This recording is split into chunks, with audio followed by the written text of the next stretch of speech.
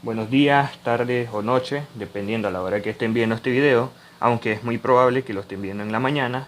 Mi nombre es Adonis Valerio, les estaré hablando un poco acerca de los paradigmas de programación, los frameworks y librerías, y también un poco acerca de los lenguajes de alto y bajo nivel. Espero que lo disfruten y continúen.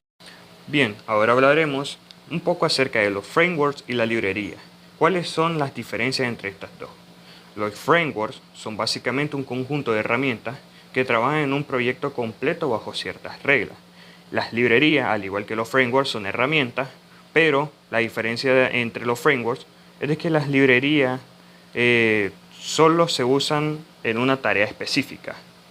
Es decir, que básicamente su diferencia principal se basa en que las librerías se pueden ocupar en cualquiera, dependiendo de la situación, va a ocupar una librería en específico, mientras que los frameworks también se puede utilizar en cualquiera, pero estás bajo ciertas reglas, es decir, estás limitado a esas reglas. Y bien, como podemos observar en el ejemplo, cada una de estas tiene sus diferencias. Por ejemplo, los frameworks no necesitan de las librerías, ya que estas mismas tienen funcionalidad integrada para que estas no sean necesarias. Mientras que las librerías también, algo que tenés que tener en cuenta es la compatibilidad de cada una de las librerías con la otra. Los frameworks también definen de forma en la que debes desarrollar el proyecto. A todo esto, ¿cuál es mejor entre estas dos? Ninguna. Depende de tu situación, depende la circunstancia en la que la vas a ocupar, ¿verdad? Ambas son muy útiles y ambas funcionan para ya sea alguna tarea específica, dependiendo, como había dicho, de lo que estés buscando. Los paradigmas de programación son enfoques o estilos de resolver problemas mediante la escritura de código. Existen varios, pero los principales son los siguientes. El imperativo se basa en instrucciones que cambian el estado del programa. Por ejemplo, sumar dos números en C. El declarativo, que describe lo que debe hacerse, más no cómo hacerlo.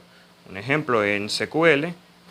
El tercero, es funcional, se basa en funciones puras y evita cambios de estado. Por ejemplo, en Haskell, sumar dos números. Y el número 4, que es orientado a objetos, organiza el código en objetos con atributos y métodos. Un ejemplo de esto sería en Python, crear un objeto persona. Y por último el quinto, que es el lógico, se basa en reglas y relaciones lógicas. Por ejemplo, en Progland, definir un hecho. Bien, ¿cuál es la diferencia entre el lenguaje de bajo nivel y el lenguaje de alto nivel? El lenguaje de bajo nivel es trasladado fácilmente al lenguaje de máquina. La palabra bajo se refiere a la abstracción reducida entre el lenguaje y el hardware, y los lenguajes de programación de alto nivel se caracterizan por expresar los programas de una manera sencilla. ¿Esto qué quiere decir? Básicamente que el lenguaje de bajo nivel, ¿verdad? En pocas palabras, son brothers que hablan directamente con el hardware, pero sus principales desventajas es de que no son portables. Esa es la diferencia que hay entre esto y el lenguaje de alto nivel. Que el lenguaje de alto nivel sí es portable.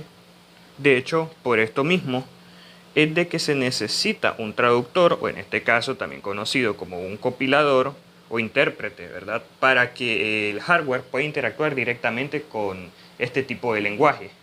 A continuación les mencionaré algunos lenguajes de alto nivel. Estos de alto nivel se consideran así, ya que son los más cercanos al lenguaje humano y más fáciles de entender.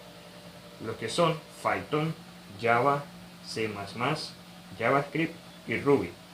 Y los lenguajes de bajo nivel se llaman de bajo nivel ya que son más cercanos al lenguaje máquina, por lo que requieren más conocimiento técnico, como lo son en el caso de ensamblador y lenguaje máquina.